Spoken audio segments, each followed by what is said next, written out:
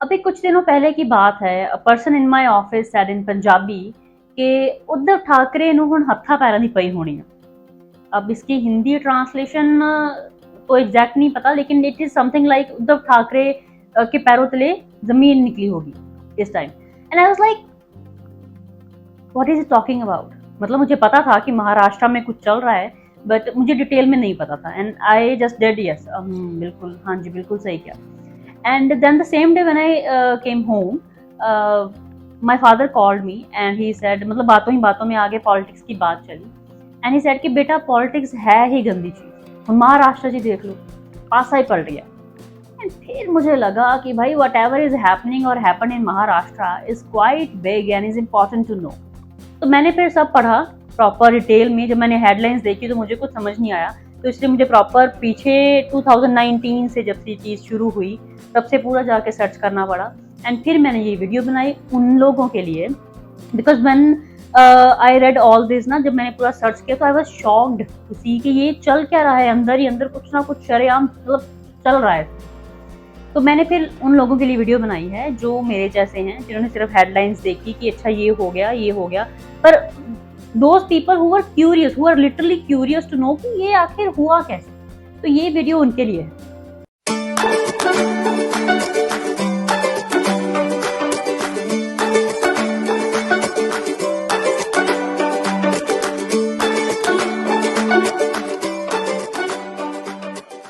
Hi guys, I'm Neha Preet Kaur and welcome back to my Wisdom Diary. This video is all about Maharashtra political crisis. अब crisis तो क्या ही रह गए, सरकार तो नहीं गिरी है, तो शिवसेना ही, लेकिन अब उद्धव ठाकरे ने रिजाइन दे दिया है। अब जो ये रिसेंटली हुआ है, ये सब, ये पूरा सीन जो भी हुआ है, हम इसके बारे में तो बात करेंगे ही, इसके साथ हम इस चीज़ की जड़ को भी जानेंगे कि कौन कौन था, किसने किसने क्या किया, ये जो अब हुआ है ये कब से होने की तैयारी में था, ये पॉलिटिक्स इतनी गंदी चीज़ क्यों मानी जाती है। तो चलिए आज की वीडियो शुरू करते हैं और जानते हैं कि जब कोई बंदा बहस कर रहा हो और वो कह दे कि भाई मेरे साथ ये पॉलिटिक्स मत, तो उस स्टेटमेंट में ये जो पॉलिटिक्स वर्ड है ये इतना गंदा क्यों, ये इतना नेगेटिवली यूज क्यों होता है। तो चलिए आज का वीडियो शुरू करते हैं।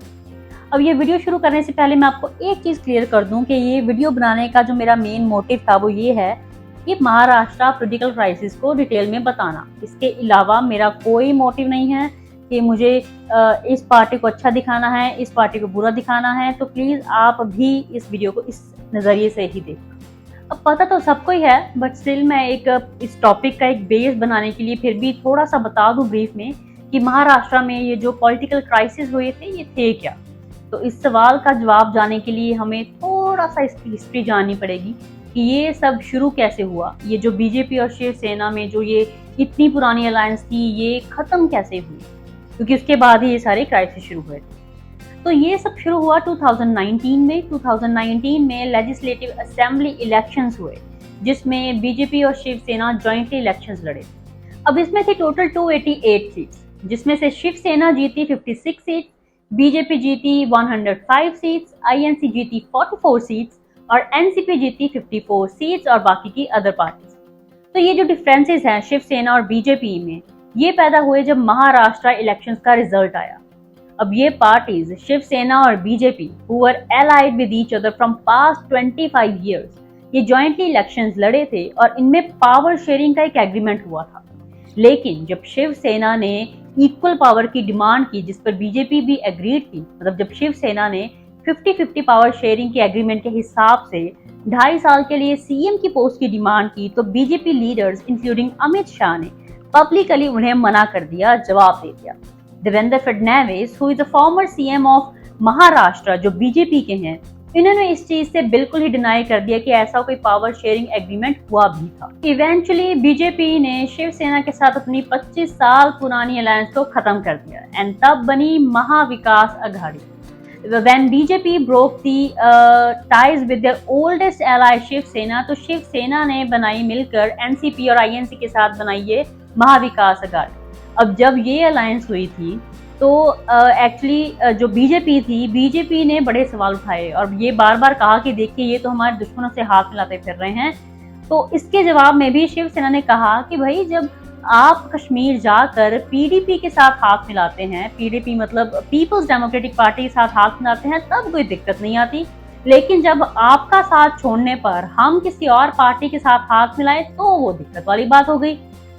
तो यहाँ मैं आपको बता दूं कि महाविकास अघाड़ी या महाराष्ट्र विकास अघाड़ी, इंग्लिश में Maharashtra development front, 2019 Maharashtra legislative assembly elections के बाद शिवसेना के उद्धव ठाकरे, एनसीपी के शरद पवार, आईएनसी के सोनिया गांधी के लीडरशिप के under, along with the support from Samajwadi Party, PWP and Janshakti Party and several other political parties including independent MLAs, एक स्टेट लेवल पॉलिटिकल गवर्नमेंट बनी। मतलब एक कोलिशन थी। कोलिशन का मतलब कि एक कंबाइंड डिसीजन लेने के लिए ली गई एक temporary alliance, specially political parties की, जो गवर्नमेंट बनाने के लिए होती है। तो 21 अक्टूबर 2019 को इलेक्शन का रिजल्ट आया और 26 नवंबर 2019 को उद्धव ठाकरे बने MVA यानी कि महाविकास अघाड़ी के प्रेसिडेंट, और जिसके चेयरपर्सन हैं शरद पवार ऑफ एनसीपी। अब आती है बात इनिशियल ब्रेकआउट की। अब यहाँ मैं साथ साथ कुछ जो मेन डेट्स हैं वो मेंशन करती रहूंगी ताकि आपको पता चले कि कैसे कुछ ही दिनों में पूरा तख्ता पलट गया। अब 10 जून 2022 को जब राज्यसभा और लेजिस्लेटिव काउंसिल इलेक्शंस की क्रॉस वोटिंग हुई, जिसमें शिवसेना और बीजेपी की जो हिडन कन्फ्लिक्ट थे पहली बार सामने आए, जब हाईलाइट हुए, जब बीजेपी राज्यसभा इलेक्शंस में 6 सीट्स में से 3 सीट्स जीती, और 20 जून 2022 को महाराष्ट्र लेजिस्लेटिव काउंसिल इलेक्शंस में जो 10 सीट्स थी उनमें से शिवसेना एक्सपेक्ट कर रही थी 6 सीट्स, लेकिन due to cross voting by several Shiv Sena members, Shiv Sena के हाथ आई सिर्फ 5 सीट्स। मतलब शिवसेना के ही कुछ मेंबर्स ने बीजेपी के लिए वोट कर दिया। फिर शुरू हुए ये सारे क्राइसिस, जब इमीडिएटली 21 जून 2022 को लेजिस्लेटिव काउंसिल इलेक्शंस के रिजल्ट के बाद जब Shivsena senior leader Eknath Shinde disappear हुए and could not be contacted, उसी दिन उद्धव ठाकरे ने एक मीटिंग बुलाई with all his MLAs, but उनमें से भी 10 से 12 एमएलएज भी अनरीचेबल थे। फिर पता चलता है कि एकनाथ शिंदे महाविकास अघाड़ी कोलिशन के एमएलएस के साथ इस कोलिशन को क्राइसिस में डालकर पहले सूरत गुजरात और फिर गुवाहाटी असम चले गए, और ये दोनों जगह मतलब कि गुजरात और असम दोनों ही जगह बीजेपी सरकार है। तो Shinde was removed from Shiv Sena party whip, and Shinde ने अपने ट्विटर अकाउंट से भी ये वर्ड शिवसेना हटा दिया। बट जल्द ही एकनाथ शिंदे की statement I and he claimed that he commands the support of nearly 40 MLAs. Eknath Shinde को 37 एमएलएज यानी कि 2/3 ऑफ टोटल स्ट्रेंथ ऑफ 55 का सपोर्ट रिक्वायर्ड था to avoid being disqualified under the anti defection law of India. इसके साथ ही एकनाथ शिंदे ने demand की कि उद्धव ठाकरे महाविकास अघाड़ी को खत्म कर दें और बीजेपी के साथ वापस आ जाए। अब बाकी बचे जो शिवसेना के एमएलए थे उनके साथ ऐसा ना हो, इसलिए शिवसेना ने मुंबई के कई होटल्स में उन्हें छुपा दिया। अब शिवसेना लीडर संजय राउत ने अक्यूज किया डायरेक्ट बीजेपी को कि ये हरकत बीजेपी की ही है, ताकि शिवसेना में ही रिवोल्ट हो जाए, एक दूसरे से के खिलाफ हो जाए और महाविकास अघाड़ी गवर्नमेंट गिर जाए। अब उद्धव ठाकरे की एकनाथ शिंदे को मुंबई वापस बुलाने की जो नाकाम कोशिशों के बाद 22 जून को ही Uddhav Thackeray declare that he is ready to step down as a leader of this alliance, मतलब एनसीपी और आईएनसी की जो ये इनके साथ अलायंस थी वो खत्म करने के लिए तैयार हैं, and as a chief minister of Maharashtra. And later that day Thackeray CM residence से अपने प्राइवेट रेजिडेंस में मूव हो गए। अब इसके बाद बहुत कुछ हुआ। 24 जून को शिवसेना ने जो रेबेल एमएलए के खिलाफ पिटीशन फाइल की और महाराष्ट्र असेंबली के डिप्टी स्पीकर नरहरी झिरवाल से डिमांड की कि शिंदे कैंप के 16 एमएलए को डिस्क्वालीफाई कर दिया जाए। एंड 24 मतलब कि same day Shinde, home minister Amit Shah और former chief minister Devendra Fadnavis Gujarat में मिले एक मर्जर या कह लीजिए कोलिशन बनाने के लिए कि जो एमवीए गवर्नमेंट है वो खत्म हो जाए। 26 जून को शिंदे सुप्रीम कोर्ट जाते हैं 2 रीजंस के लिए। एक तो जो झिरवाल के खिलाफ नो कॉन्फिडेंस मोशन की जो रिजेक्ट हुआ है वो क्यों हुआ, और दूसरा जो 16 एमएलए को डिस्क्वालीफाई करने की जो पिटीशन फाइल हुआ है उसके लिए। अब नो कॉन्फिडेंस मोशन है, मतलब कि करंटली जो बंदा किस पोजीशन पर है वो उस पर अब कॉन्फिडेंस नहीं रहा कि वो फिट है उस पोजीशन के लिए, नहीं और नहीं, मतलब इस चीज को हम नो कॉन्फिडेंस मोशन कहते हैं। 27 जून को supreme court directed deputy speaker की नेक्स्ट हियरिंग 11 जुलाई तक पोस्टपोन कर दी जाए, एंड इसके साथ ताकि मतलब एमएलए को वापस आने का टाइम मिल सके। एंड जबकि रेबेल्स एमएलए को वापस आने के लिए कहा गया तो उन्होंने कहा कि उनको और उनके परिवार को मिली जो धमकियां हैं उनकी वजह से वो मुंबई में किसी भी केस को परस्यू नहीं कर पाएंगे। 28 जून को देवेंद्र फडणवीस मिलते हैं भगत सिंह कोश्यारी से और डिमांड करते हैं कि उद्धव ठाकरे के खिलाफ नो कॉन्फिडेंस मोशन ऑर्डर किया जाए। 29 को ये ऑर्डर जारी होता है और तुरंत शिवसेना जाती है सुप्रीम कोर्ट इस नो कॉन्फिडेंस मोशन पर स्टे ऑर्डर के लिए, लेकिन on the same day supreme court ने ये स्टे की जो रिक्वेस्ट है उसको रिफ्यूज कर दिया and order to conduct it next day on 30 June. अब तो फ्लोर टेस्ट ही एक आखिरी रास्ता थी इस इशू को सॉल्व करने के लिए, लेकिन एमएलएस के बिना फ्लोर टेस्ट भी क्या होता। तो eventually few hours later Uddhav Thackeray resigned from his post of CM of Maharashtra and he said that he will also resign from the Maharashtra Legislative Council. अब आए नए सीएम। 30 जून को Shinde and Fadnavis take the claim to form the government and during the press conference Devendra Fadnavis declare Eknath Shinde to be the next CM of Maharashtra and उसी दिन शाम 7:30 बजे शिंदे टुक oath and बन गए वो महाराष्ट्र के सीएम।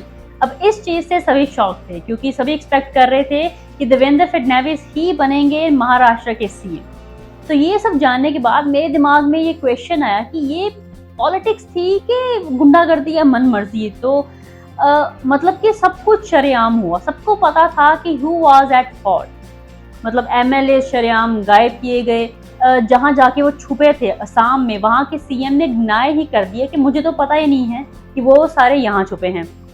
मतलब सब जानते हुए कोई कुछ नहीं कर सकता, भाई पार्टी के बंदों को आपस में ही लड़वा दिया।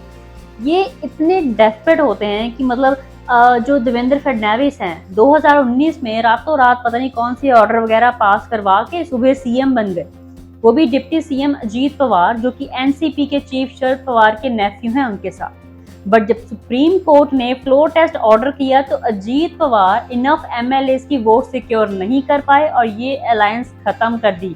मतलब 3 दिन बाद ही दोनों को रिजाइन देना पड़ा। मतलब 23 नवंबर 2019 को सीएम बने और 26 नवंबर को रिजाइन देना पड़ा।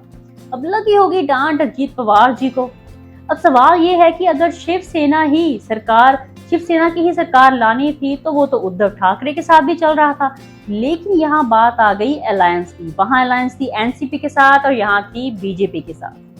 अब ये सब जो हुआ महाराष्ट्र में ये बहुत बड़ा प्रूफ था इस बात का कि डेमोक्रेसी खत्म होने की कगार पर है। आप वोट करके किसी और को जिताते हैं और ये एक ही दूसरे को पता नहीं कौन कौन सी वोट करके किसी और को ही जिता देते हैं। मतलब कि पॉलिटिक्स तो सच्ची समझ के बाहर वाली बात है। यहाँ कब क्या हो जाए किसी को कुछ नहीं पता। तो that's all from this video guys. I hope आप समझ गए होंगे डिटेल में कि ये क्राइसिस थे क्या। अगर आपको ये वीडियो इन्फॉर्मेटिव लगी तो प्लीज़ लाइक एंड शेयर ज़रूर करें। And actually I tried my best to describe every aspect of this crisis in easy way. ऐसी और इन्फॉर्मेटिव वीडियोस के लिए सब्सक्राइब कीजिए माई विजडम डायरी को। एंड हम फिर मिलेंगे अगली वीडियो के साथ। Till then stay safe, stay healthy and stay tuned with my wisdom diary. Thank you for watching.